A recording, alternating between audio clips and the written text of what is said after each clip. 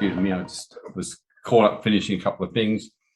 Been a busy week with everything going on and getting back to work this week. I've got right back to work and back to normal after giving myself 4 weeks to deal with my personal situation that many of you were aware about. And thank you for all your support. And I've had many kind messages. So today I thought I would really share about the fundamentals of starting a successful business and really what's involved in that. And even if it's not a business as such, becoming more in another way of thinking about this is taking control of your income. So you control it and not someone else. And my guess is most of you are in some way affected by the mandates. So just if you've been affected by the mandates quite significantly in your income, your job, your business or something, just type a Y or a me or something in the chat, just to give me an idea.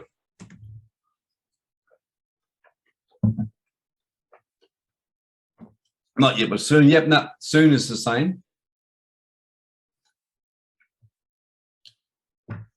Yep, so either soon or yep, okay. So it's pretty much affecting everyone, it seems.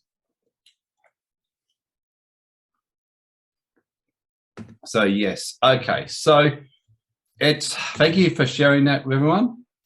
Nadine getting on the front foot. Yep, that's the key. But you're probably still affected by it, Nadine, or you're saying you haven't been yet, but you just want to make sure in case you are.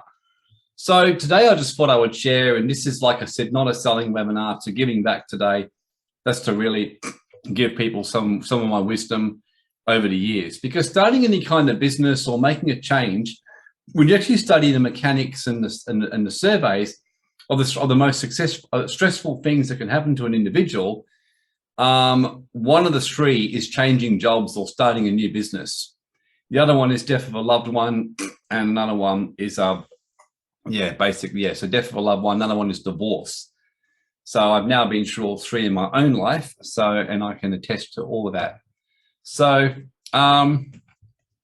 mandates, of course, unfortunately, is just government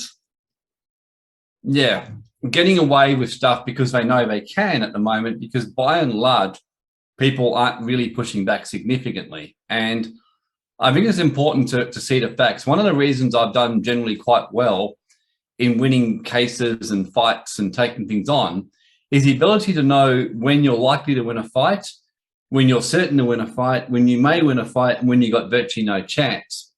And for me, I just made a calculated decision that for the time being, I regarded the chances of winning this as virtually no chance in the short term.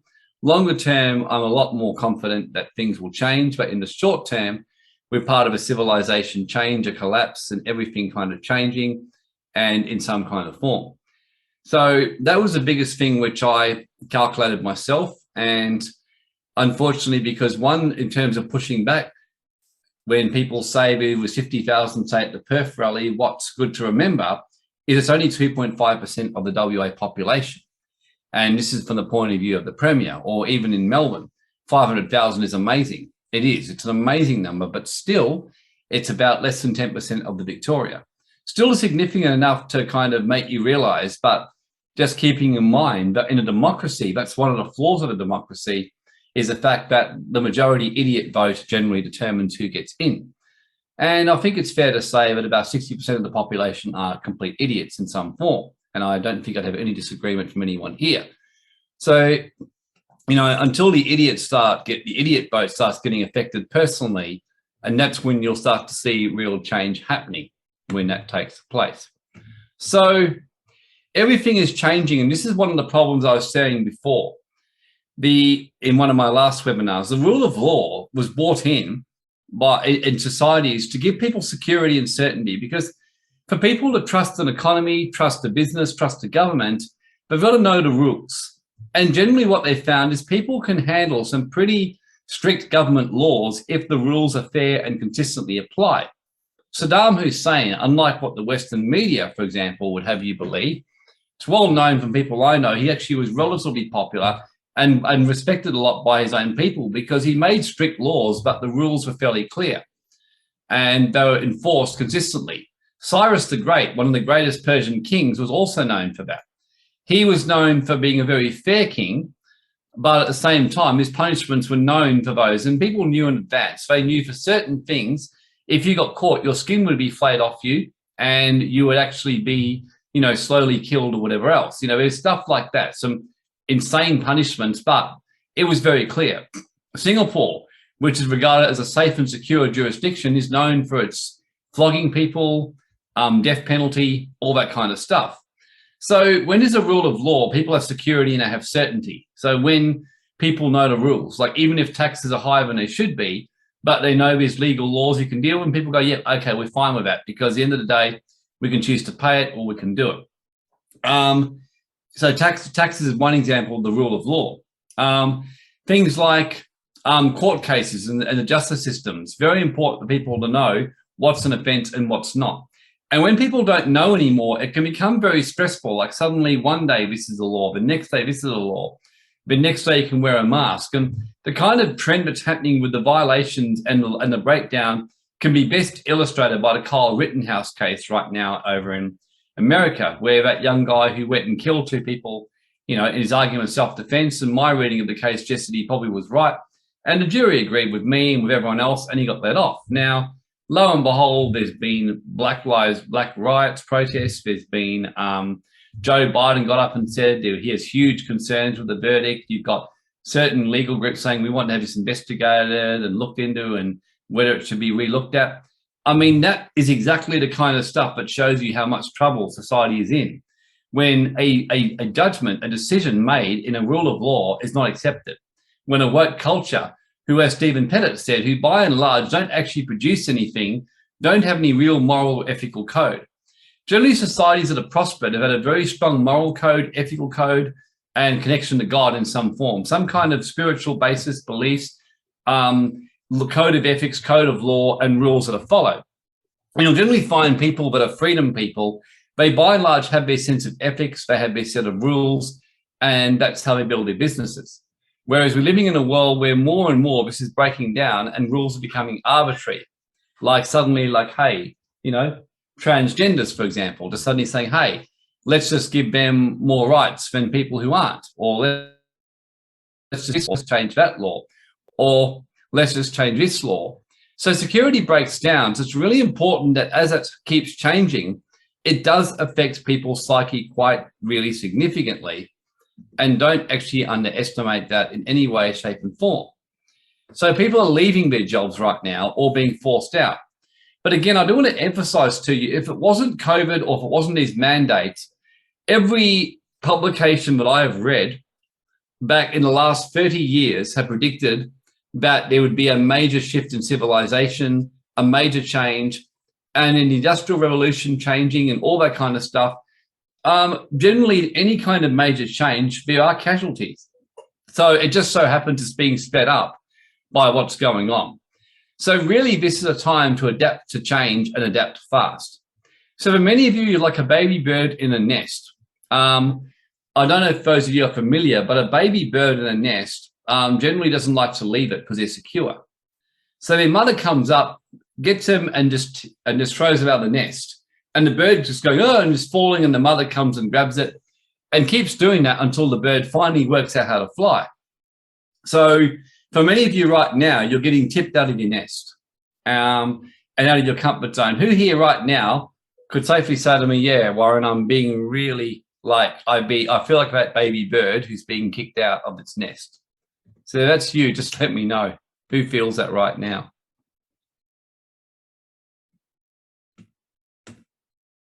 Yeah, a lot of you. So, and that's okay. Just realize that you're learning to fly. And those of you who are not quite yet, but know it could happen to you, you want to be on the front foot and preparing. So whether you like it now, you're learning to fly. So there are some who feel the call to start a business. And I can tell you now from the Rich Dad, Poor Dad, that starting a business can be the most wonderful, most rewarding, most cool path you could just about ever do in your life. It's really, I love business because it's more than just an income source. It's a form of service. And what people forget, for example, and what I told someone is that there's a good reason why Bill Gates and Google and Facebook became so prosperous, because At one stage, all three of these were serving the world. Google created an amazing search engine that everyone could find each other and information. Before Google, the search engines were horrible. Before Facebook, there was no real way to easily connect with people other than emails and faxes and all that kind of stuff. And the other social media platforms were shit.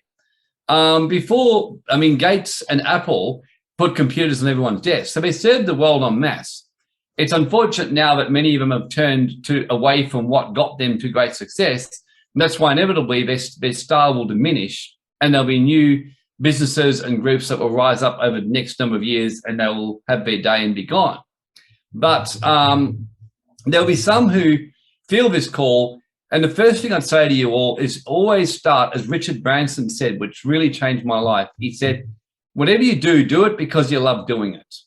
So whatever business or whatever thing you're looking at doing, see it as a really good chance to see what you're doing as a form of service and a way of giving back and getting fair exchange from the world from doing that, whether it's a job, a business, whatever else.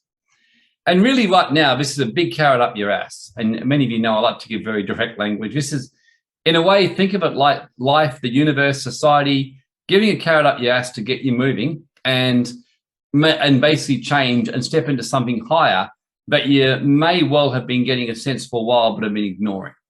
Is there anyone here who's been pushed out of your comfort zone, but you have actually been feeling a call for a while, but you've just been resisting it out of fear or just nervousness? Is there anyone here who's been feeling the call? Like Nadine, yes. Christine, yep. Trudy, Ben, yep. So Jacinta, yep. Hell, yep. Lots of people have been feeling that inner call, but going, oh, do I do it? Do I do it? Do I do it? So eventually the higher intelligence, God, universe, just puts a carrot up your ass, and generally without a lot of lube on it, and you get moving. So that's what's happening right now. So it's a good chance to get moving. So like the baby bird, it's just being pushed out of your nest. Getting used to a paycheck. I'll share what I told my sons when they were young. And I'm sure many of you would love to have been told this, but when my boys were very young, I said to them, when their grandma and people around them were suggesting, it'd be good for you eventually to go to school and you get a job and get university. And I just said to him, look, I said, I don't take any credit for this. I'm just quoting exactly what Robert Kiyosaki's rich dad, Keith Cunningham, said to him. I said, once you start getting used to a paycheck, it's like taking drugs. It's very hard to break the habit because you get used to a little income stream coming in. And before you know it, you'll spend money on this. And then you spend money on this. And then before you know it, you got a car. And before you know it, you got car payments. And before you know it, you got a house and you got mortgage payments. And before you know it, you got an ex with child support. And then before you know it, you got a new boat. And before you know it, you're spending money. And you all know what I mean. And suddenly now the decision to leave a job is now not as simple as, I don't like doing this anymore. I'm going to go do something different. It's like, well, I'd like to do this, but I've got this to pay. I've got a mortgage. I've got a wife. I've got 2 kids or a husband. I've got, family. I've got school fees for kids. And suddenly you've got a million ties up on you, which you feel responsible for and things like that. So I told them early on, I said, my advice, and I said, and this is not going to be popular, but I said, you're better off to be bums and just have the time of your life and come along and do business education and go to business school while you're a teenager, which I was doing, giving them schools of life teaching, giving them, enrolling them in kids' business schools I could find and teaching them stuff myself, getting them to homeschool themselves because I'm saying I don't have time to homeschool you, neither does your mum, so you have to work it out. And I taught them to be independent from young. So that's why none of them ever had a job to this day. And Edward, who runs our business, mainly the managers, and James assist him. Right now, most of their income now that's coming in is basically passive income from cryptos, from investing, and business getting dividends. But it took them 4 years of working hard in the business, and for quite a number of years, they weren't getting paid anything because they said, no, we don't want to get paid unless we're producing results. So if you're used to a paycheck, I'm sharing all that. It's a difficult thing to change because you're going to have to break an addiction that's set in there and ultimately learn to be adaptable and flexible. That's why I think having a business is a wonderful thing to help you become better as an individual and things like that.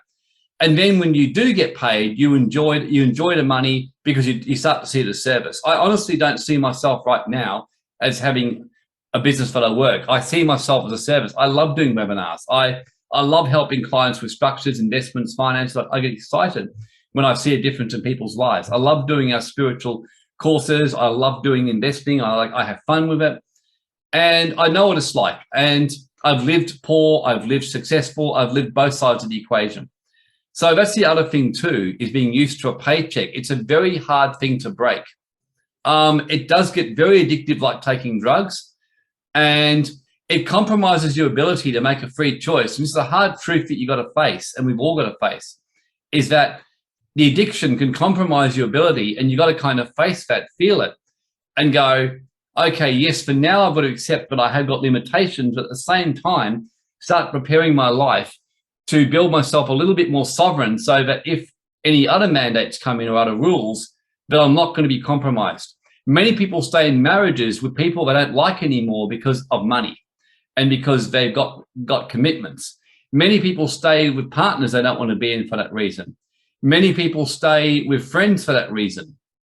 And it's not a good way to live. It's not, and when you think about it, I was looking back, and I think for me, I'm in a unique position because I've just lost my partner. As many of you know, she went into a coma 4 weeks ago unexpectedly, and I found her dead, and then she basically, I had to make the decision to turn off her life support machine, and she died 2 weeks ago. So I lived a whole lifetime in the last 4 weeks, and I think what it's really taught me is the shortness of life and how fast things end, and how what counts is what you do. And the thing I'm so relieved and grateful about is I don't have a single regret about that. I mean, I left everything on the court in that. I shared everything I had to say.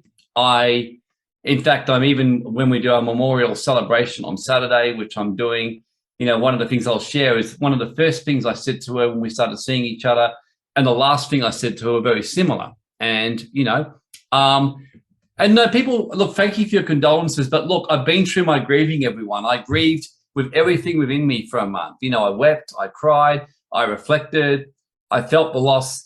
And this week, I made a commitment to myself that once that month had finished, I would get on with life and I'd celebrate her. So, that's what I've decided to do now, and celebrate her, because she really did. I had 4 great years with her. We lived an amazing life, and she taught me a lot of lessons.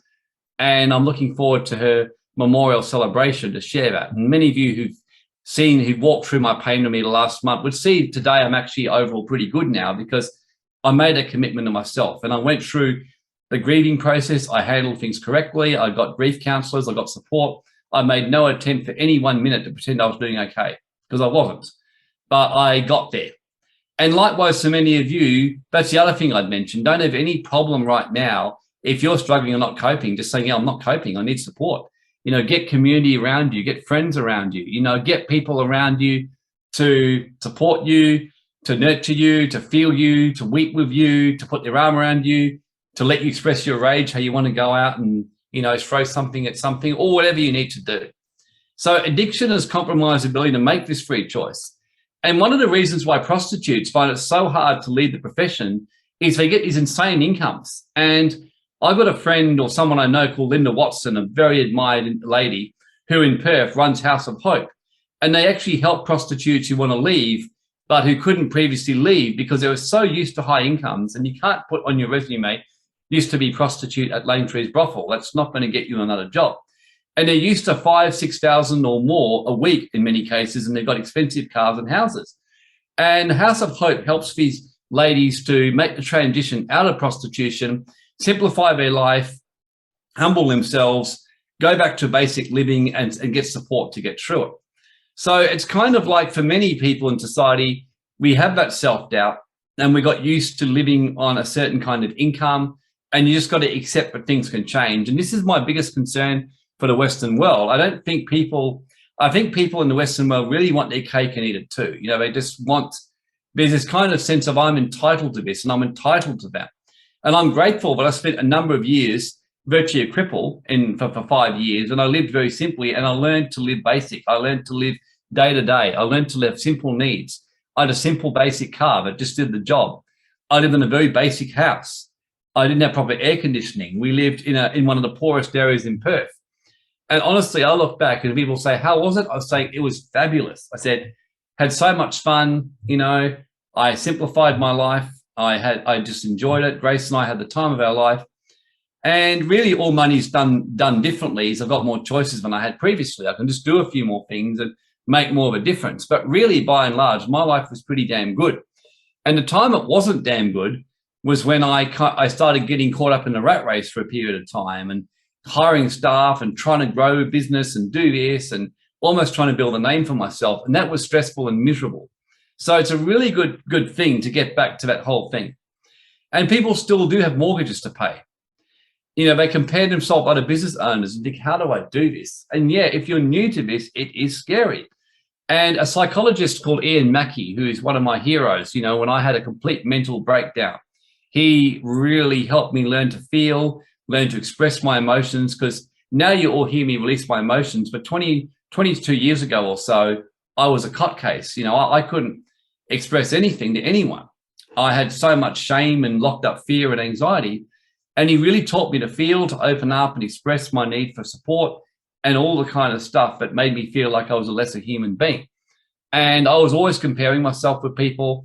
And he really taught me that about learning to express, accept, and things like that.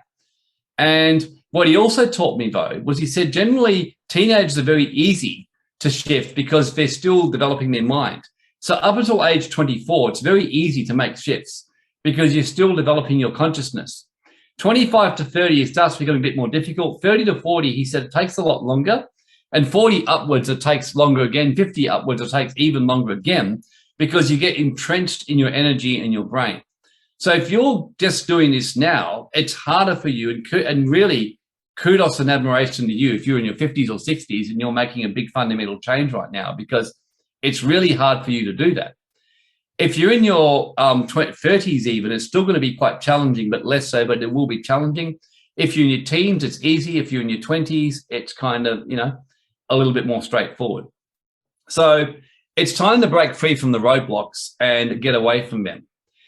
And you just want to get started somewhere, somehow, in some way. And, you know, one of the things I learned when I went through my extremely financially challenging time for a number of years was that miraculously, I look back and somehow I always got through. I had periods when I had no money. I couldn't work because my arms were, and my nervous system was wrecked and I had no energy, and somehow I'd make money. Somehow something would happen. It just kept happening. And I got to the point where I thought, you know, I really don't have to do an awful lot at all. And I remember learning the Tao, where the Tao says, do nothing and it shall be done for you. In other words, really, you just let go and trust. And really what I started to learn was business and that is more about a service above anything else. But when it comes to my basic provision, somehow it always works out. And it's a good fundamental belief to have, but things will always work out for you. And the truth is it actually does. It does mean sometimes you've got to be tested. You've got to simplify your life. Sometimes you may fall behind in your bills for a period of time. And I went through at one stage a number of years when I literally was behind in all my debts. I had everyone chasing me for money. I was behind in debts. I was getting pursued, threatening with sued because I just couldn't cover it. But somehow I just got myself through it and found a way to do it. So Rich Dad Poor Dad, that's why he says to really ultimately move to the other end of the quadrant. But if you've been an employee all your life, or a very basic S, the real step as an employee is to start to become comfortable with the idea of being self-employed and even possibly having some investments. And to be self-employed, it just means you start to take responsibility for your income. It's a harder road in a way, it's a scarier road, but it gives you more security over your life. And I know when I made the transition from E to S, I was like 30, I was 32 when I did it. Let me work this out. Yeah, I was 32 when I did it. And oh gosh, it was really difficult. And Grace would tell you how scared I was. I was petrified. Now, me being me, many of you know I'm a little bit feral and I just I'm very brave. That's one thing about me. So I just thought, well, I'll just have to leave my job and start with no money and crash course myself into it. So that's what I did. I just course my way into it. I didn't give myself much leeway apart from a couple of months leaving. I just started a business, shitting myself, hoping it would work out, and it did. You know, I managed to get it going, and then But my health wasn't particularly good, but I just found a way to work around it. I just seemed to get the business working. The funny thing was, at the time, I didn't have half the licenses I needed because I just couldn't be bothered. And I thought, oh, well, I'll work it out down the track. And I never actually did. And then eventually I found other ways to make money for a time. And I ended up taking some investing for a couple of years before I then went back to business again. So the point I'm making is that the road isn't smooth. It can be a little bit tumultuous. But the biggest thing to do is to understand these principles of Rich Dad Poor Dad. That the ultimate aim is that if you're a business owner or investor, and that's why my sons got this pretty quickly, and that's why Ed and James were keen to be part of building Global Wealth Club, because they said, well, this is a business and something that can serve the world, make a difference, and creates a system to help others prosper. And that's why we love with it. Many of our speakers have been able to prosper by working with us, and it gives us a good chance to share the wealth with others. We teach people about cryptos and how we can do that, and that, again, shares the wealth with others. So I love the business because it's a passion of ours, because it can help us serve people. And a great spiritual mentor, a teacher, one of the greatest mentors I ever had, he just said to me that the more you serve, the more money you make. He said, the more people you are serving and the bigger the problem you're solving for the world, the more money you're going to make. So if you're just solving a tiny problem by helping a tiny situation, you'll make a tiny amount of money. Is what he told me. He said, if you're serving a big problem that affects a lot of people, you're going to make a lot more money. And I've noticed this year, I made a lot more money because I've been serving a big problem that affects a lot of people. And this is how the universe works. It's service and helping people and finding a way in what you're doing to serve people in a big way, something that will result in you giving back. What I loved about Facebook and Google, and I tell people, is that both these places, most of their service is free. It's completely free. And they make their money through other things that they do. So that's why with the Wealth Club that we do, for example, and the other stuff, most of what we do is free. We do a lot of free stuff. And then, of course, we have our paid stuff as well. So I'm sharing all that with you because even if you're starting to self-employ, which most of you will be doing, but when I started self-employed, and it took me a long time to even make the E to S transition. And the S basically was when I decided, well, I may as well become the absolute best in the business, anything to do with taxes, wealth protection. So I found a skill that I liked and I became the best at it, the best I could possibly be. I went and worked for people did stuff that I knew could teach me to be the best I could be. I made sure my service was over and above. So the best thing you could do right now is to think of something you can do, like I said, starting a business, and then give the best to your clients and the people you can possibly give. Give so powerfully and with such conviction of the heart, not like, oh my gosh, I've got to work. Because subconsciously, no one really wants to engage someone who's coming from lack or scarcity or loser, because it brings, as the Science of Getting Rich book says by Wallace Wattles, it kind of diminishes the energy of the situation. And you know what I mean? Like, none of you want to date a partner who's always whinging and afraid. You want to date a partner who brings substance and brings, nourishing benefit to your life. That's what I enjoyed with Sammy, for example. She brought nourishing benefit to my life, and I did to her. You want to date someone like that. I like working with clients who I can bring benefit and help, but also who respect and appreciate me. And it's all how the world economy really works in its pure form. And yes, right now we're seeing what I call a woke economy developing, which is very much about entitlement. But ultimately, what's going to help you the most is getting back to core ethics, core rule of law, and core service in your own life. And I was taught by my mother and by a great pastor, when you're in real trouble, forget about your own situation for a while and ask, how can I serve other people a bit more? And it's amazing how you start to find solutions to your own situation. So finding a way to really serve who you're working with, because there's plenty of people who want to give to you and want to help you. There's people who come and work in my house, and we look after them really well, and we make sure we do. We love looking after them. We like helping them be more successful and get through. And every person I see get through in our business, every client I see, their life gets changed, and inwardly I rejoice. So really, that's the big thing I'll emphasize today, is to get back to service in some form.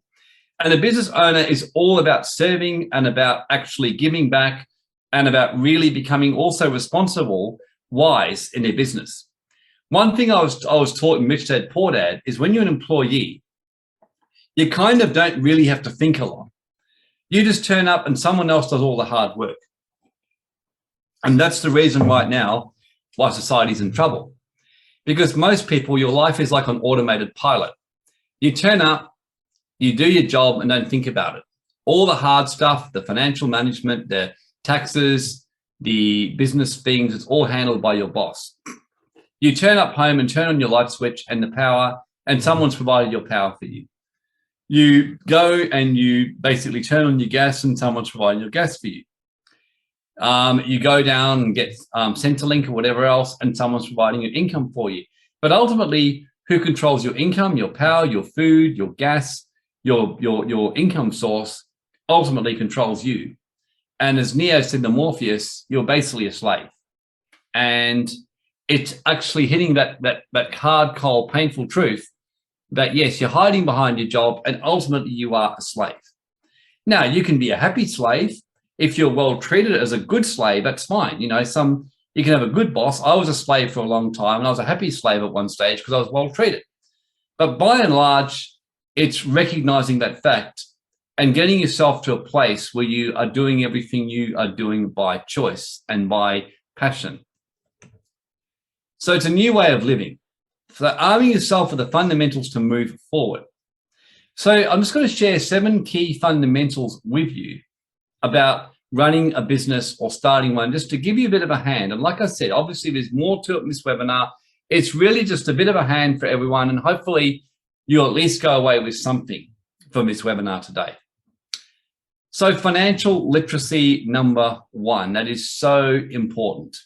So actually having real, genuine financial literacy. So that is so important, basically. So Robert Kiyosaki in Rich Dad Poor Dad said, having financial literacy and understanding money. Most people, from my experience, don't understand profit and loss reports. They don't understand money all that well at all. Who here openly admits they don't know much about their financial literacy, could need a lot of work? Who will own that?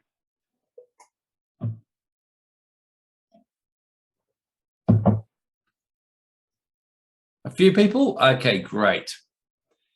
Yep.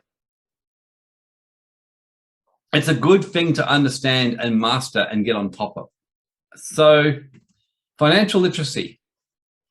So most people have never wanted to learn, and it certainly don't teach you in schools. That's why I'm setting up our youth school to teach kids for financial management. I taught the boys financial management from about age 12. So all of them got savings. James and everybody got cash, savings, cryptos, private equity, all that stuff, because they were taught savings and financial management from young. You want to know how to manage, protect, and grow your wealth in a diversified, secure way. So you really do. Like, you want to actually learn that from a diversified, secure way. So I can't emphasize that one enough, you know, to really do that. So financial literacy. Robert Kiyosaki, his books are really quite good on that. Rich Dad, Poor Dad, Cash Flow Quadrant. Great books if you want to read and learn about financial literacy. Understand what it means by profit. What do you mean by profit compared to just a wage? What does a wage mean compared to contracting income? I mean, I will actually share with you how much I can remember when I was actually sick. I was disabled. I couldn't work. I ran out of money. I'd been disabled for 5 years with this critical RSI, chronic fatigue, autonomic nervous system breakdown. And I ran out of money and nothing was working. And I remember finally sitting in Centrelink, you know, actually about filling out forms ready to go on Centrelink. And I remember doing it. And it was a big moment for me because I just felt yuck inside. And I thought, nah, fuck this. And I tore the paper up and I walked out of there and I went home. Now, I felt more scared than ever, but I never remember how liberated I felt. And I came back and Grace said, how did you go? And I said, I tore it up. I'm not doing it. And she goes, thank God. I was really hoping you'd say that. I said, we either trust in God. And I said, and we're going to do this and we're going to work this out, but I don't have any idea how. And that was the day when miracles started happening, when we had a friend actually ring us up and say they're about to give a big donation to their church and felt to give it to us, and all kinds of stuff started happening for us. And then within about a month, I had a miraculous healing of my health condition. And just like that, I was back at work. I got vision of my purpose, everything. So times like this is when you can have your life transformation. It's the best opportunity you can ever get to have a real life transformation and change your life by trusting yourself and living by faith and knowing it's going to work out. So learning financial literacy, getting on top of things and moving beyond fear. Managing your own business, so to speak. So these times have quickly highlighted the flaws of giving up your power to someone else for an income. And like I was telling some of our people just the other day, I said, when you think about it, how clever the governments have actually been with all of this. I mean, they have prepared so well. Like in 2010, chiropractors, podiatrists, physios all went under APRA, and all of them agreed to be licensed by them. And guess what? APRA have now said, oh, yes, you have to do this and you have to do that and you must do this, and bingo. I saw a psychologist friend of mine the other week who's like, what do I do? I've been mandated to get the jab by APRA. And I'm like, well, then stop being a psychologist. And he goes, oh, well, I can't leave them. I'm relying on that. And I'm like, well, are you saying you can no longer counsel people or help people if you're no longer licensed? He said, of course not. And I said, yeah, exactly. So to stop being an idiot. And of course he laughed because he knows how blunt I am. I said, mate, you're just being an idiot. I said, seriously. I said, if you want to hold on to your APRA registration, then go and get jabbed. Stop whinging, You've signed a contract with them. You ought to do what they tell you. You're their bitch. And he just laughed. He goes, God, you put it so brutally, but you're right. He goes, done. He goes, I'm making some steps. And to his credit, he's making some big steps. He's going through some big changes. I said, just change your name, just find a way to change your, find a way to reinvent yourself, reinvent your work you're doing so you fall outside the mandates, just to get outside of them. So he's been doing that. So he's taking his power back. And, so you just don't want to do it. You want to be in complete control rather than handing the responsibility to an employer. I mean, the reason why people are running around, and I'm not diminishing the protests and things like that. I want to emphasize that. Look, it's good that people are doing some action and doing nothing. And I commend people who are doing that. But keep in mind, my view is a lot of people are going there because they're just terrified. We did some kind of study on who's going to the Melbourne process. And yeah, most of the people are just ones who are massively financially affected by what's happened. So by all means, stand up for your freedom. I mean, I'm doing that right now for people, and I'm in this kind of way, for example. You may even find another way to stand up for the freedom and help your society once you've got your power and you're not kind of doing it from a point of, oh, shit, what's going to happen to my money? So when you hand your power over to anyone, you're in trouble. If you hand your power over to a partner, your emotional well-being's in trouble.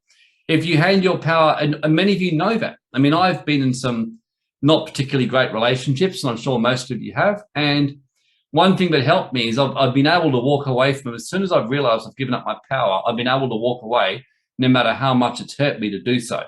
Because ultimately, I can't stand giving up my power. I don't like myself when I'm doing it. So being in control, building an asset income portfolio which you're in control and that can withstand the change in society. And yes, this is not easy, but life isn't easy right now. So I want to emphasize, no, I agree with you. If you're feeling a bit overwhelmed, you're going, yes, it is difficult. When I went to do Pilates, I get overwhelmed. Nearly every time I'm doing it, I've got this awful instructor who does atrocious things to my body. And I always tell her I don't like her anymore. And then afterwards, and I realized for the first time in my life, I've got no more sciatica, no more back problems and nothing. I'm going, okay, maybe she's okay.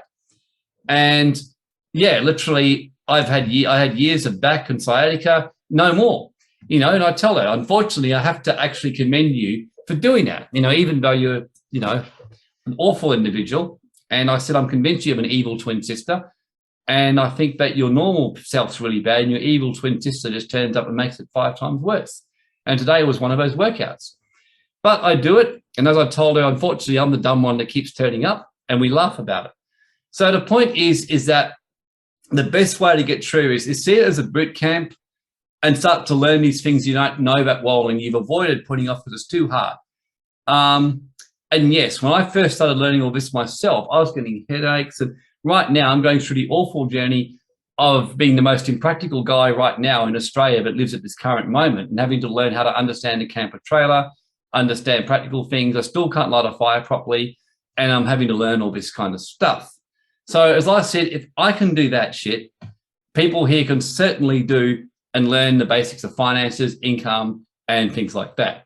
And yeah, I actually am. And just to give you an idea, I'm not exaggerating. When I did a careers consulting test, she said I was the most lowest suitability for practical tasks she'd ever seen in all her years of consulting. I had 2% suitability. So that gives you an idea that that is the hardest thing for me. I still can't properly light a fire, but at least now 50% of the time I pull it off. So putting process and systems, I'm even doing it in my house right now. I'm getting checklists put up on everything. I've got our washing basket systematized. I've actually got a double one for me, one for the boys. There's another spare one for all towels, linen, and our pantry, our shopping, everything. We're putting it in place in every area of our house. My wardrobe is systematized now. My everything, our bookshelf, everything. Business, we're putting systems in place. And believe you me, is it hard work? Yes. Does it make life easier? You bet. Do I feel more empowered? Yes. I have all my receipts automated on my Dropbox and on my various programs and backed up. Was it hard work to set up? You wouldn't believe how hard it was. Does it make my life easier? Yes. Do I lose? I don't lose documents like other people because I've got them stored. So the point is, it's a good chance to manage your time, do all that kind of stuff, and get organized. And I manage my time. I have a calendar, I have a schedule. I don't do client meetings every day all over the place. I block them. Like Mondays, I do big batch. I do another big batch on Tuesday. I do another big batch on Thursday. Wednesday and Friday, as a rule, I don't do client meetings except in rare situations on Wednesday. And in those days, I do other stuff. I focus on growing the business, on personal appointments. Saturday, I then work on creative and other kind of stuff and more financials and things like that. So I work on the original, Christian principle, 6 days work, 1 day rest. And it works really, really well. So managing your time, delegating and allocating. So not being afraid to delegate. I mean, everything now I delegate what I can. And getting your team around you. The best thing you can do right now is go back to community.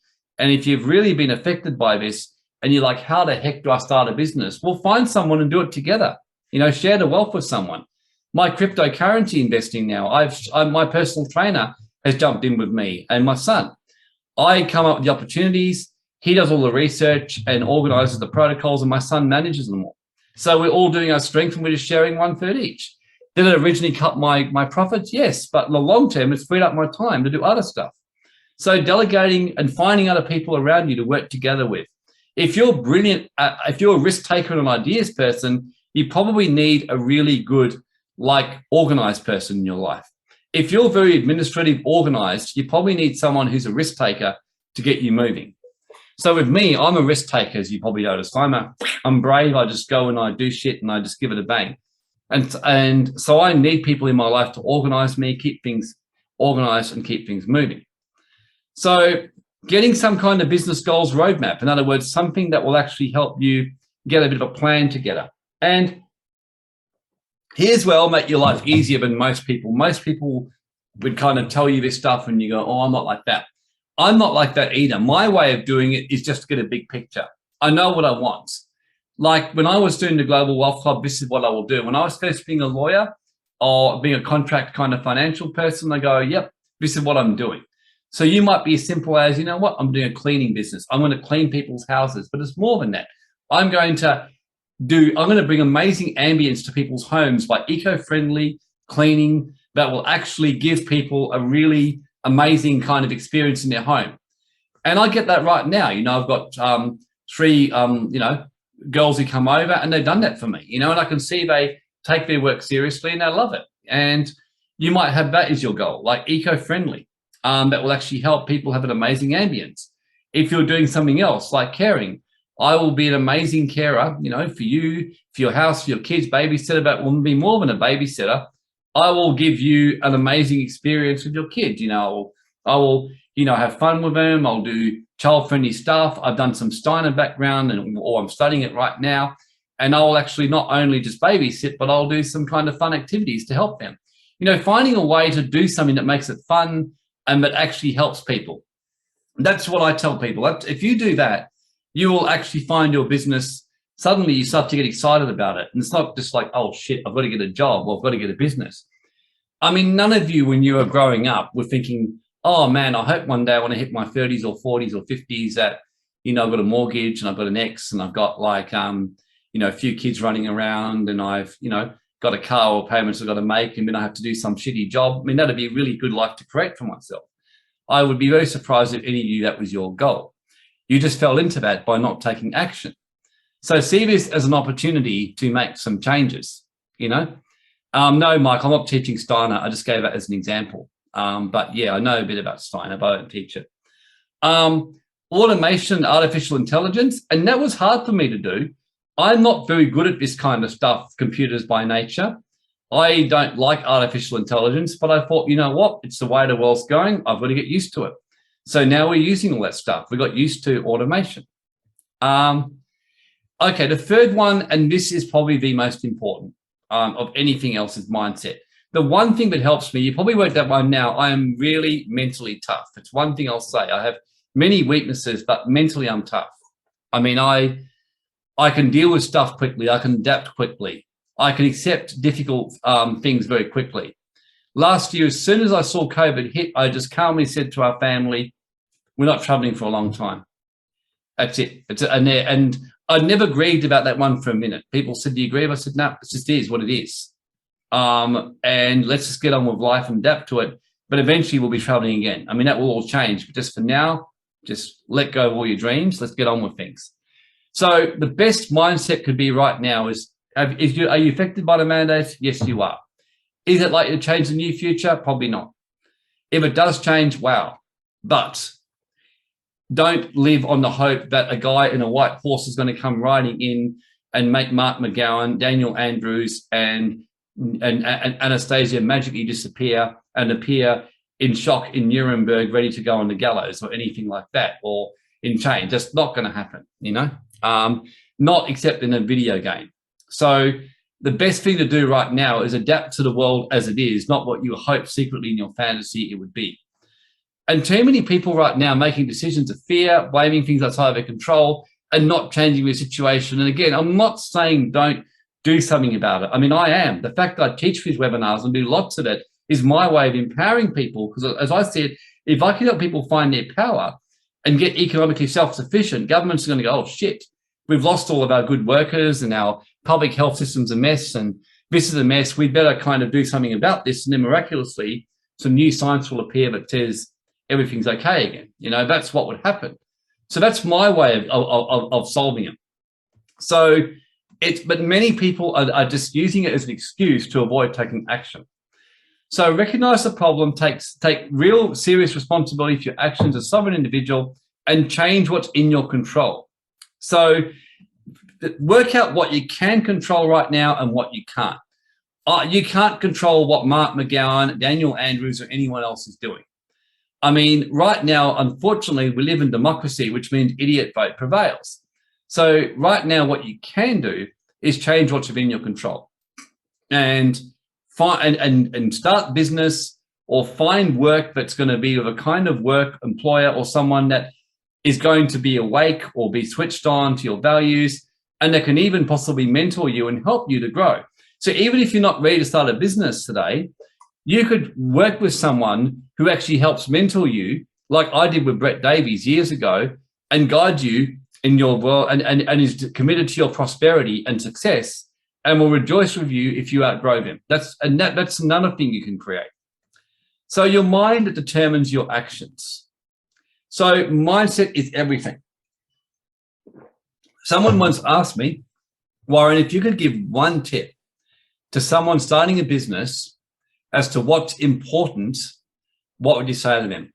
What's the number one thing? I just said, if you could ever get to, I said, when you're willing to live in your mother-in-law's house in 40-degree heat with no air condition, in one little tiny room where there's you and your partner and someone else living on next to nothing, and if you have to, and eating bare minimum, that's when you know you're serious about your business. And I can remember I was actually in that position where literally Grace and I were living with her mum. The house had no air conditioning. It was 40-degree heat. We had William, our oldest son, was sleeping in one room with one of the other ladies, and the twins who were babies were with us.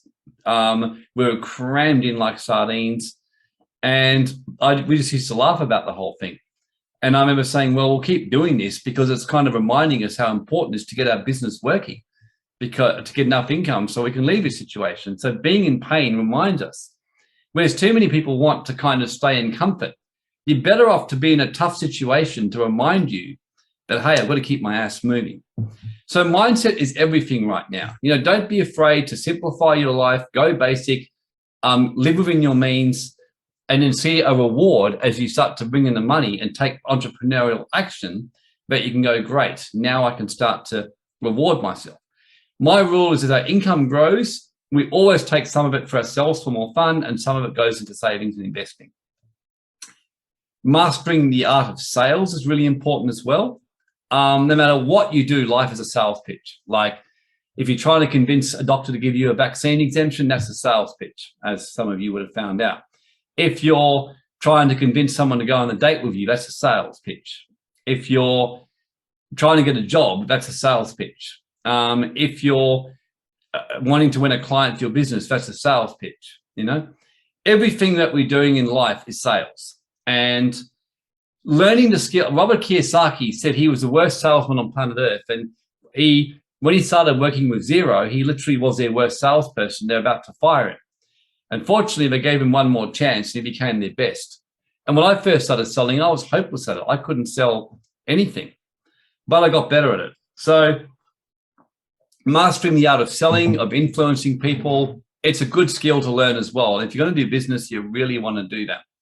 You want to understand automated systems, or if you don't, find someone who does and team up with them. Like I said, every business I've done, pretty much, I've teamed up with other people because seriously, I knew that I had no chance on my own. No chance. I naturally had everything against me with business. I was always going to fail by myself. I was trained, I went to high school, I went to university, I got 2 degrees, I got honors, I did 10 years at the tax office. I mean, I was just a first-class nerd who really, the chances of me making a business work were not very good.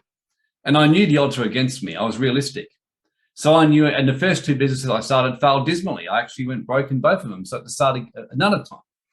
So, and eventually I learned that I had to get people and work as a team and find people better than me.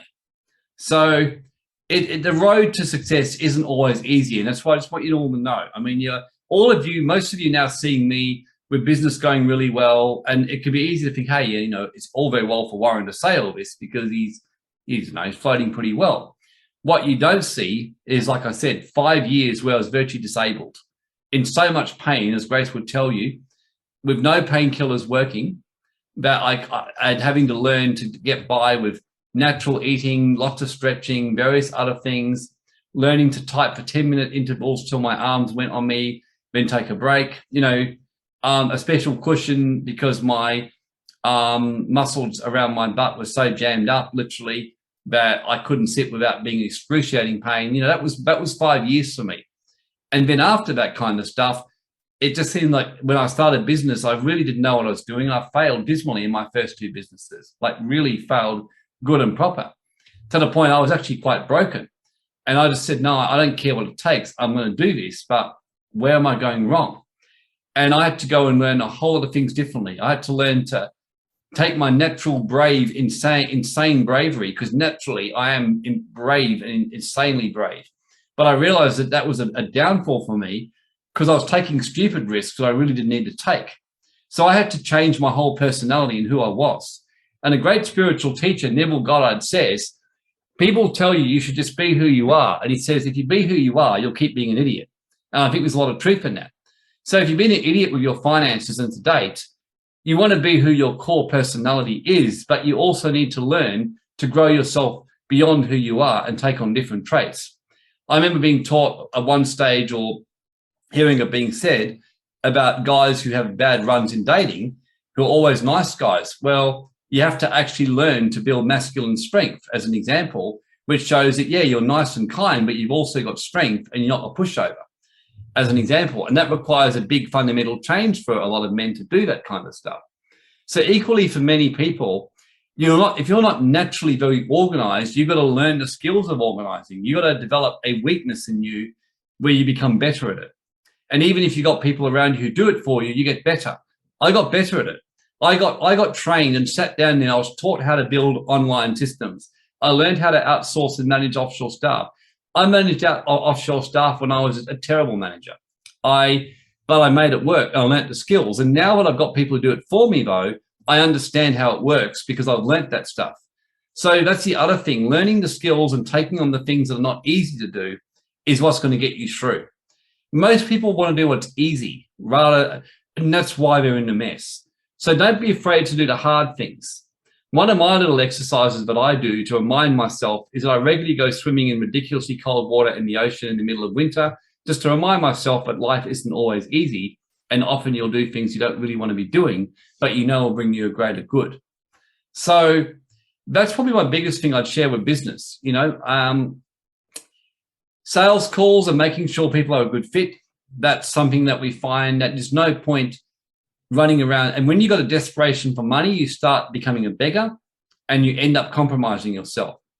A great mentor once told me you're better off that even if you got no money and you're crawling around eating scraps, you still reject working with people or anything that don't work with you and leave them with the impression that you're actually doing perfectly okay with your life. So follow-up system with clients, all that kind of stuff. So it's really important to learn sales skills, or at least be around people and do some kind of understanding of how that works.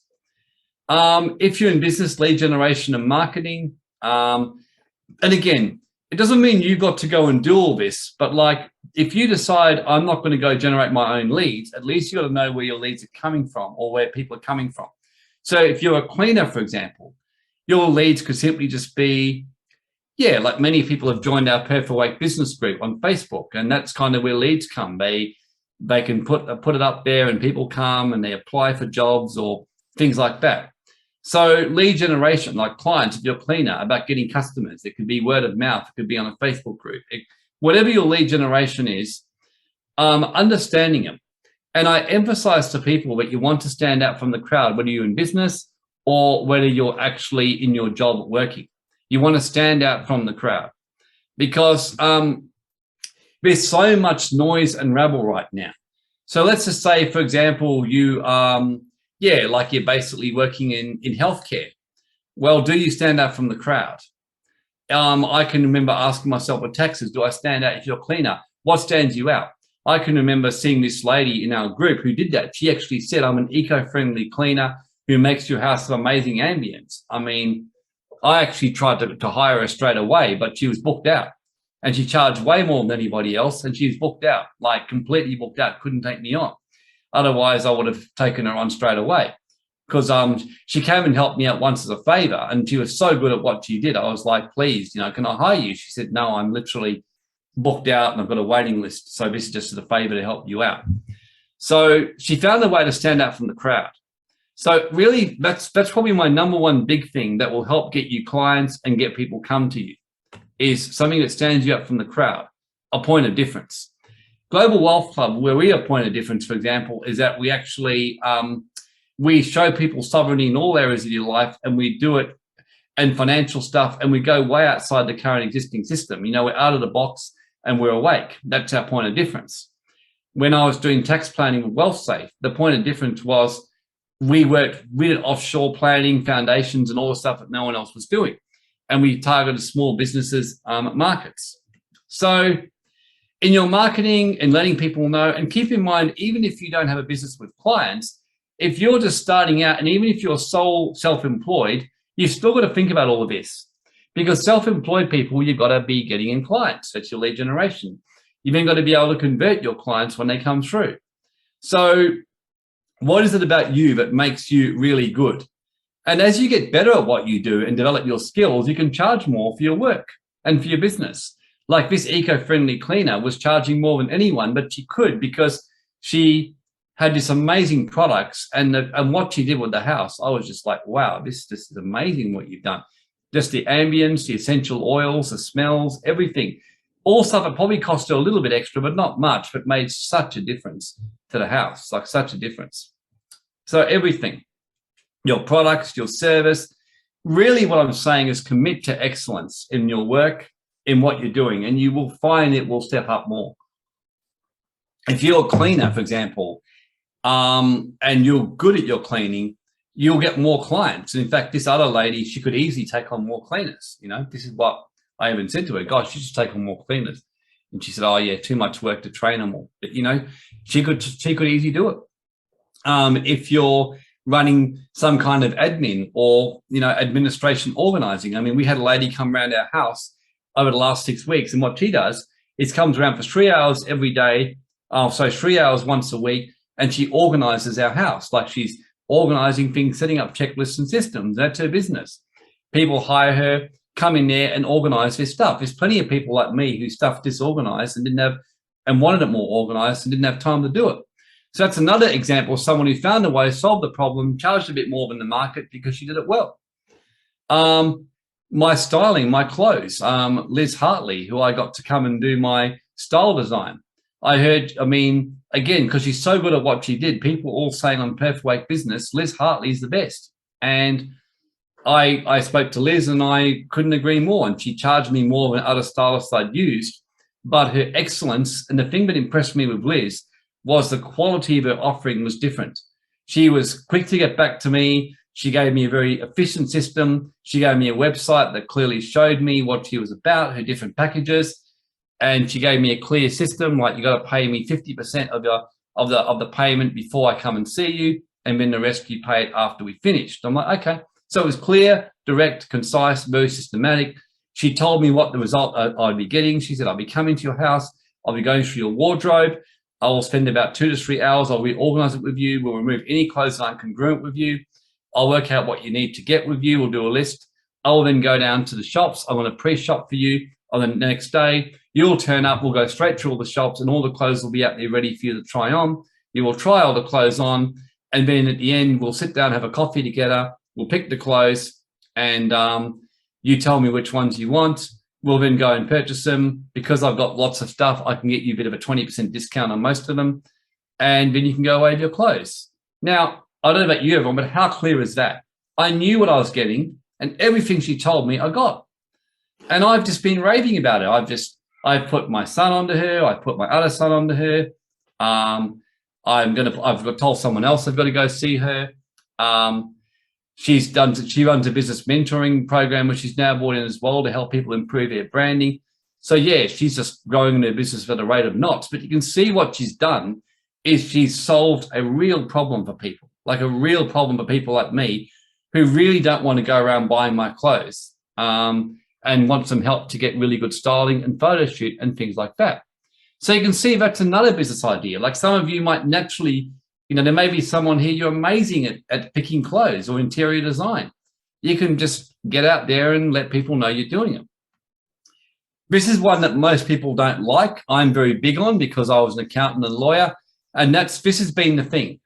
I was telling someone today that what I find fascinating is that when all these mandates and rules come out, because I'm so used to compliance and record keeping from my experience, I just instantly read all the mandates, like letter by letter, understand what they're saying, and then I work out how to get around them. When the mask things came out, I read the mask rules and I just pissed myself laughing and said, oh, yeah, these are easy to get around, and I didn't wear one and got on with life. I did the same with voting fines. I've done the same with other stuff over the years. I've worked out the loopholes of the whole jab situation. There's quite a few of them. One of Grace and my kind of friends, he's just basically flying in unvaxxed to WA. You know, just worked out, read there was a loophole that was legal, did it, and just on his way. And I just told him, he's a client of mine. I just said to him, just go and read the mandates word by word, research and spend whatever it takes to understand all the WA laws, understand the laws of where you're coming from, and I'd be very surprised if you don't find a way through. And he did. So compliance and record keeping, being willing to do the hard things and understand things. Creating a structure for your business, like partnership, unit trust, family trust, sole trader companies. Now, obviously, you're going to have to get some advice from a specialist or someone like that. That's kind of what Global Wealth Club and Wealth Safe do. That's my core business.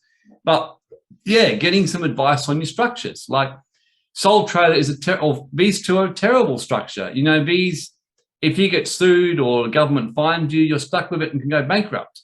These three structures protect your wealth and help you minimize your taxes. So making sure if you're starting a business, don't just go and open up a bank account in your own name. Go and get some advice, open a company or trust of some kind. If you're in partnership, you might do a unit trust of some kind. That's what we do ourselves with most of our businesses. We just run them through unit trust. So I've got partners and things like that. So you want to make sure you've got a structure, you've got something to protect your money and can minimize your taxes where you can. And really, the last thing you need is to be loose on your compliance and have government's been auditing you. And believe you me, it's stressful when they do. You're better off just to have your affairs clean, organized, and compliant as best as you can. That's my rule. Keeping good records. And finally, and most importantly, have a higher purpose. So what energizes you? Like, I can tell you what doesn't and what does. So I know that I can't live 100% of my life doing what energizes me all the time at the moment, but I can do 80% of it. What doesn't energize me is I don't like sitting there doing admin, like on client work. So now I've hired someone to do all that for me, but for a while I was doing it myself. I get energized by speaking on webinars. I didn't even like doing PowerPoints, so now I've got someone doing my PowerPoints for me. And as you can probably all see, they're better than the ones I used to do. So, Sam Buckley's amazing what she's doing. So I'm energized by speaking on stage, by playing music. I'm energized by, what else? Yeah, I love having client consults and solving big problems. I like, running groups where I help people. I love spiritual stuff. I'm energized by anything to do with the esoteric, mystery schools, spiritual laws, higher laws of the universe. I just study that like nonstop. I love music. I was a piano player for years and ran bands. I write music. I'm still got some little private dreams to get some music onto the charts, all kinds of stuff. So this is what energizes me. This is what gives me like passion and purpose. I like business. I like speaking. I like finding new ideas to help people. I enjoy helping people. I enjoy making a difference. I enjoy empowering people, things like that. It energizes me. I don't like sitting there doing systems, automation of a business. I hate that. I know how to do it, but I hate it. I don't like doing bookkeeping, so I've got a bookkeeper. I've got Edward and the team look after the automation of the business. I don't like that. I don't like managing staff. Stories of managing staff is legendary. Most of them have got this Warren horror story about how they got yelled at by me and not thinking about it, and they all loved me because I would look after them really well, but I'm a terrible manager.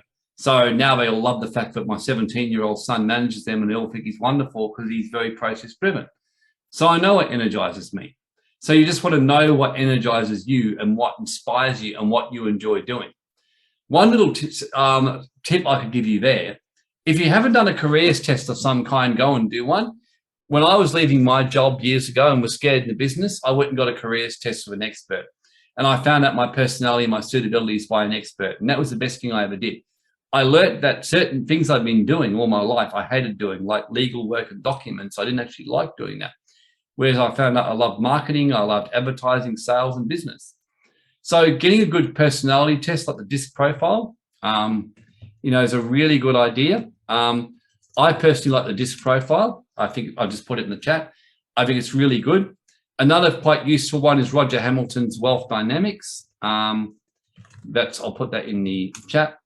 These are two really good kind of things you can do, which help you see what your main strength is and who you are. And I noticed that Sim's on here. I know Sim is on the DISC and no doubt had a lot more insight into himself. When I did this profile, I was like, wow, my whole personality is a creator, brave, risk taker. That's what it showed. And I like limelight and things like that. That's what it showed. It showed that I should never do any trading myself because I lose my money, which I had been. It showed me that property was something I had no interest in, which was true. And it showed that I should be kept well away from admin. And that by and large, I didn't like having relationships with people or women just for the sake of it. There had to be a reason behind it. So I learned all that about myself. But I should do marketing, sales, creating businesses, and I really shouldn't be in any kind of admin boring job. In fact, what he said to me was, whatever you do, 9 to 5 will destroy you. You don't like being told what to do. You like to, and your hours are weird, which they are. I mean, I have days I work until 12 at night. I have days I don't start work till 1 o'clock, or days I wake up and just lie in bed and stare at the ceiling for 2 hours. I'm a typical creative, eccentric kind of personality musician.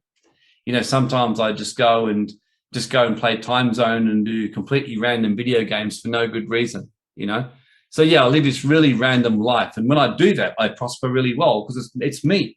I'm a creator, I'm a dreamer, and I'm a completely random person who tends to kind of live in the moment very much so. So that's what energizes me. So what are you called to do? Like, what is your mission, or what drives you? What's the thing you like doing and love doing? That's the thing to think about. And it's now, like never before, is your time for action. It really is the time for action and to do something about your life and follow your heart, follow your dream, and do it with passion and do it with absolute conviction. So taking action steps, be empowered. Go today with some real action steps, like know what you're going to do next. Really, what the other thing that I was taught about mindfulness and mindset is I was fortunate in that I was in a very good Christian church for a number of years at one stage. I remember the pastor once used to say, he said, always give thanks for all things. Give gratitude. And of course, John DeMartini teaches the same thing. Always give thanks. If you get hit with a curveball, just give thanks for it and say, how's this serving me in my life to go to the next level? I can remember when all kinds of terrible things are going on in my life, and I just kept giving thanks. Like, thank you for this. I don't understand it, but thank you. I do that most days, even now. Like when I see what's going on, I say, I don't understand why, but thank you that this is happening. Thank you for what's going on. Thank you that this is helping me grow. Even when Sammy passed away, that was harder to do it, but I was still doing it. Thank you. I know this is good for me. This is helping me evolve to my next stage of evolution. This is giving me more teachings to teach people and evolve into a higher level. This is designed for me to be an example, a teacher, and be an even better teacher now, because now I've lived the deaf experience in real life now, not just doing theory. So I was doing that, just daily thanking and being grateful and things like that. So, things like that. So being empowered is really important. Having a structured plan as well. So just getting some kind of action little plan together is really important too. Knowing your brand or whatever else, whether it's just you or something like that, and things like that. So being ready to take action. There's huge opportunity around us, and only those who are prepared, adaptable, and proactive will prosper through these changes. So the word adaptable and prepared, making sure you're preparing. If you haven't been affected by the mandates, assume you will be and take preparatory action. I've been taking so much preparatory action, I wouldn't even know where to start. Being adaptable. When curveballs hit you, you just got to adapt. I can remember when I used to be a professional musician and play in competitions and win them. I remember one of the things I was taught by my mum when she taught me piano is to be adaptable. And she used to get me to do stuff that other teachers wouldn't do, like practice pieces in like the middle of them and unusual places. I can remember in a competition that happened to me. I actually was playing and I made a major mistake right in the middle of it. And rather than fall apart, I just played on as if nothing had happened. And I won the competition, and the guy actually said, he goes, I almost didn't give it to you because of the mistake, but I was so impressed the way you were able to pick up and carry on that I decided to give it to you. So being able to be adaptable to what's going on and being able to move quickly, to shift, and to go with the flow right now, roll with the punches. And as my kinesiologist says to me, be fluid, not be rigid. In other words, fluid in your thinking. Knowledge without action is wastefulness. Action without knowledge is foolishness. So, okay, so I trust that's at least taught you something. Feel free to ask any questions. I've got one here from Marika about the biggest mistakes is opening your company as a sole trader. Yeah, okay, no, good. Thanks for reminding me. This is a big one. So can't believe I missed that one. But yeah, when you start as the problem is that when you're a sole trader, which is what everyone does, let's just say that you then discover to your horror that you owe 50 grand in tax, which the government claims you don't think you owe, or someone sues you for something stupid in your business. You've got to pay that money or contest it, because if you lose, you will go bankrupt and your credit rating will be ruined. Let's just say that you run your business through a company and a tax office say you owe 200 grand in your company. You've got the possible option to shut down your company, restructure it, do an insolvency restructure and start again without basically going bankrupt because you can't pay your tax bill. That's one reason. The other, and it's just a very good asset protection if you get sued, having a company or trust. And believe you me, when I went badly broke in 2010 in a business failing, the thing that saved me from a complete collapse was everything through companies and structured well. I was able to start again, restructure everything, and just walk away licking my wounds, but still able to start again. So that is one very big mistake, that people make. And I would really say to you, if you're starting a business, get it set up correctly from day one. Or if you're contracting, get yourself protected. Any other questions?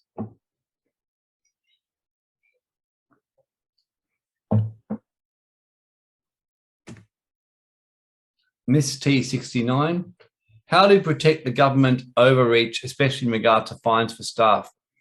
Mark McGowan's threatening 100,000 fines to business. Yeah, that's a tough one. I won't deny that's a difficult one. I don't envy business owners in that position right now. There's really there's a few options that people have got. One is to comply, which is one. Another option is to, and I know business is actually doing this, they're just going on regardless. And they've because they got their companies well structured, so their business are run through companies, so the business get fined, they're able to shut it down and start again in a different form. That's what I have heard some are doing, which can be done. Another way is, just to look, I'll tell you right now, if you actually go and read the rules about exemptions or whatever else, for temporary exemptions, there's actually a lot of them being offered in WA, for example, right now. Like, I know this, I've seen that the temporary exemption laws are actually quite broad over here. So I know doctors who are giving 6 to 12 month temporary exemptions. Now, again, it's not the ideal solution, but it's better than nothing at all. So that's another thing that people can actually do, is just go down and actually look at your health and see if you actually do qualify. That's another thing people can do. For a business situation, though, that's a tough one. I mean, what would I do? I think I would just find a way to keep going regardless. I would just read it very carefully. I would read the mandate really carefully. I definitely would be structuring my business through a structure and getting ready if I had to shut it down and make sure I'm protected. That's one thing I'll definitely be doing. But yeah, just to kind of cover that sort of stuff and then getting on with life as much as I could. But yes, it's a tough one. I think there are actually lawyers and others who I've heard are definitely available for people to see, and there's that COP and that one's taking on that class action. Shane says, what kind of professional about setting up a company trust? Yeah, look, Wealth Safe, which is our Global Wealth Club, of course, which is our company, we are involved with facilitating that one, Shane. So I'll just answer that in here, Global Wealth Club. So you can always reach out to us.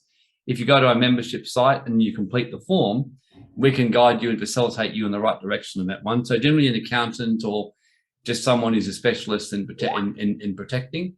We're not accountants, but we work with Wealth Safe closely, my other company that does all that. Sue, I have an ABN in my own name. Do I change to a company? Yeah, you're going to have to open a company and get a whole new ABN, basically, Sue. So AM asked, would you recommend a different company for different businesses? Absolutely, yeah. Well, not company, but company or company trust. So yes, I recommend in our asset protection webinar that we run, but you basically have different company for your business or income from your investment, like your crypto or others. Victor says, if you're starting small as a home business, so the cost of a trustful company outweigh the minimal income being generated. Well, I don't know. I mean, it's not that expensive to set up a structure to get started, Victor, but yeah, it's very expensive if you don't and things go wrong, like very expensive. My experience that people say, I'll set it up down the track, they forget, and then suddenly something goes wrong, they get their tax bill and they're like, why am I paying an absolute bucket load of tax? It's like, well, because you didn't structure right in the first place. So I just tell people straight out, you shouldn't really be starting a business if you can't structure properly from the beginning. But it's a bit like going and buying a home and then saying, oh, I don't have the money to pay for the architect and foundation, just build it on the sand and hope it works. It's like that.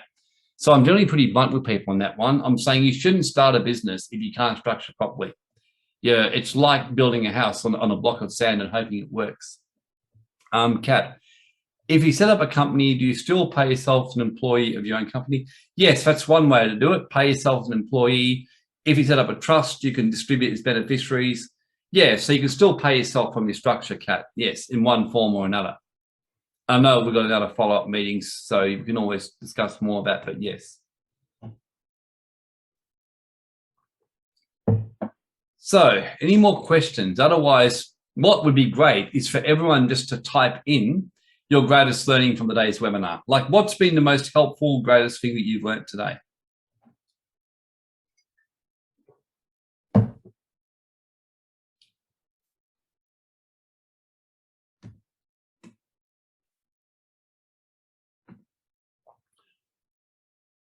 And hopefully you've enjoyed today. Narelle, what do you think about private foundations? I don't like them much at all, Narelle. I don't think they work in Australia. I think in theory they work, but they don't in practice work in Australia at all. If you're setting them up offshore for asset protection in Seychelles or somewhere, fine, but they don't really work that well. So in terms of someone's asking about help with structuring protection, workout finances, can you help or suggest people who can? Yeah, look, basically, if you go to our Global Wealth Club site, I'm not sure what your name is, I'll actually just get the site up for you before I read these things, but yeah. So if you go to our Global Wealth Club thing here, you could see that you can just book a free 30-minute initial consultation. So just fill that out and someone can have a chat to you on the options and how to move forward. So hopefully that's clear. Okay, let's just have a look at the lessons. You make it sound doable. That's great. Thank you. Mindset essential. One is to take action to get results and start small yet smart. Yep, agree, Kylie. Deb, very enjoyable. Joe and Tony, what energizes me? Yeah, if you get that one, Joan and Tony, oh, look, that's the best thing I ever did. Naomi, great advice. Thank you. Fifi, company trusted a sole trader. Yep, thank you for that. John Allen, take action. Yep. Sharon, do what I'm good at and give the task I don't like to others. Absolutely. Couldn't agree more on that one. Ben, normalizing emotions, stepping away from a salary, such as self-doubt. Yep, it's a normal thing you'll feel. Totally. That's good. Really good stuff. Have a plan by John. Harry, what energizes me? Tanya, there may be possible to get a 12-month exemption. We'd like to find out how. Yeah, I just say read very carefully what the WA rules are. They've actually broader than you think. Shane, I appreciate your positive attitude, very encouraging, especially being thankful during difficult times of your life. Thank you for reminding of this powerful mindset. Yeah, my pleasure. Well, we don't have a lot of time on the planet, Shane, so we may as well enjoy it while we're here and go with the punches, really. AM, being honest about your skills and getting you help with your weaknesses. Yep, correct. Victor, take back, darling, my power and trust my conditionings. Kathy, thanks for setting up the principles in a concise way. Nat, you're welcome. Barbara, systems and processes, mindset and giving back. Yep. Deb, get started in a simple way. Yep, totally. Narelle, the disc profile. Aiden, your point of difference. Yep, that was one of my biggest things I did, Aiden, in the beginning. Because when I started being a tax consultant, I thought, well, every man and his dog is doing it. So what makes me different to everyone else? So that's why I set up the more creative out of the box. My slogan was, I help you keep the greedy, gold-digging scumbag parasites far from your assets. And a lot of people said you shouldn't say that, but people loved it. So that's how I grew. Marika, the more you serve, the more money you make. See yourself as a service, not a business. Absolutely, yeah. I don't like the word business much, Marika, because it's busyness, being busy. So I like it. I see what we do as a service. Judith, stand out from the crowd. Tanya, thank you. Thank you too. Lorraine, take action to get in control. From Mabel. Harry, business is serving. Joan and Tony, delegate. Kat, I love you've hired your own stylist. Oh yeah, it's great. You know, absolutely. Stephanie, as usual, you're spot on, Warren. Oh, you're very kind, Stephanie, although I'm not always right. Just come and get me to light your fire and you'll soon, or fix your washers on your tap and you'll soon find out. Sashi, stand out from the crowd. Suzanne, the world is changing dramatically. Think beyond what is normal. What do I love? What I can do better than anyone else. Yeah, absolutely. Yeah. My mentor used to say, Suzanne, what can you do, Warren, that you're the best in the world at, but no one can do better than you? And that's what I would always keep asking myself. Lorraine and Mabel, thank you, Warren. Look forward to building an income asset portfolio.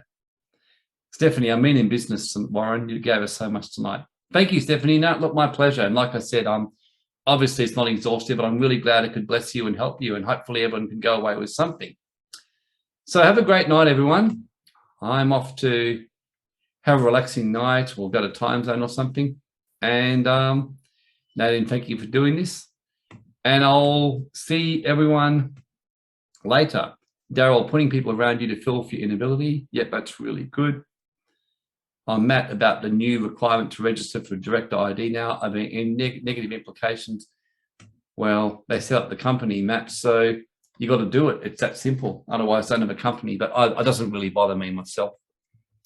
So thanks, everyone. Have a good night. To kick the habit that my mind is breathing.